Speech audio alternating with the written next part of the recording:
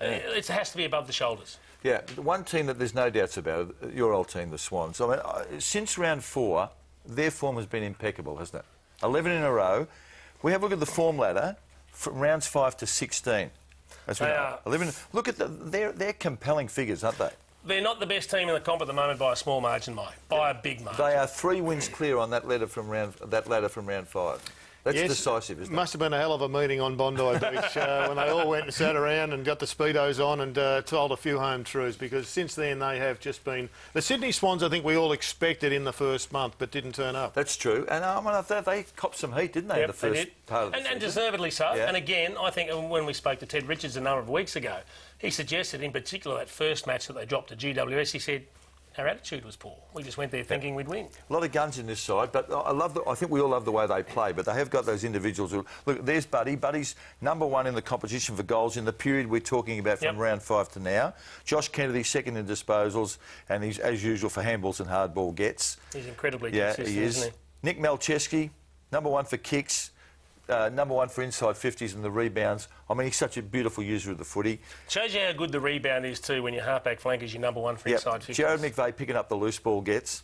They're all over the ground, these blokes, aren't they? And McVeigh and Jack for the score assists. So wherever you look at this team, and I'm glad Teddy gets some acknowledgement here. I mean, I thought he was outstanding yesterday. It suited defenders, but he's been a very good player for a long time. Well, you're still going, Mike. Benny McGlynn, the other one. McGlynn was probably the best player on the ground in my view yesterday. I didn't see much of it, but he's just his ability to... He does the hard stuff and he gets the footy and he just turns them into attack so often, doesn't he? So they are, to me, they are clearly the best team in the comp at the moment. We compared St Kilda to the Cats last week. The Cats have gone steaming on. The Saints have dropped off. How are the the Swans and the Cats comparing? Well, it's an interesting period. From the year when the Swans won the flag in 2005 and at the end of this year will be a 10-year period. Now, Geelong's got them covered, but if the Swans win the flag, that'll be 3 flags for each of them.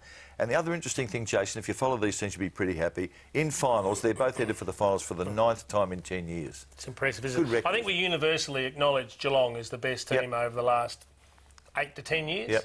But you're right, it's not so much the win percentage as it is premierships. That's what we play for. And finals. But to get there and to build a list like that, you've got to get a hell of a lot right at the draft table. 2009, for memory, Jared, was probably the pivotal year. The Kinnear Beatson team were very good that year. That was when they traded. They were excellent at the draft table, but their trades were outstanding. That was when McGlynn and Kennedy went to Sydney. And Mummy. And Mummy. Now, Mummy, they've lost him, but he served his purpose in that premiership year. They picked up Rowan and Jetta at the draft. They did, and they've just been able to keep the balance right ever since, haven't they? They've gone like Hanbury since, and then there's Gerard, your pick of the best value draft picks in the last 5 or 6 years. I think this is one of the reasons why they're still at the very top. They have nailed the draft, and they've nailed it with their 2nd and 3rd round picks.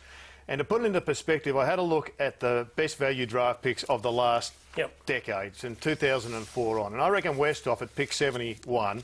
Brian Lakebody, by coincidence, is the only other pick 71 or pick 70, anything that's done it well. Hanbury is a gun, pick 30.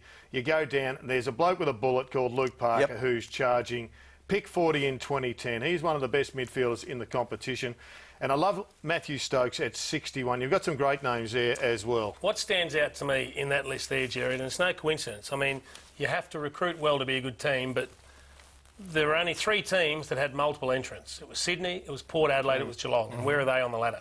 And it's the way they top up. I mean, Jeremy Laidley yesterday looked totally at home in the best team in the competition. And Rampy, they found him from nowhere. So they have just been very good at keeping that balance right, haven't they? And you've got to keep your eye looking at those draft picks on a couple of the current crop. I love Lachie Neale, 58. That's a gun pick. Lewis Taylor, 28 for the Brisbane Lions. And Brad Hill as well, one of your boys, Jason, is he's flying as well. And you'd like to get him back. Will he be back next week? I'm hoping so. Hoping so. They just need a little bit of good news, the Hawks, at the moment. When talking about blokes coming back, I think Gary Ablett's coming to Melbourne.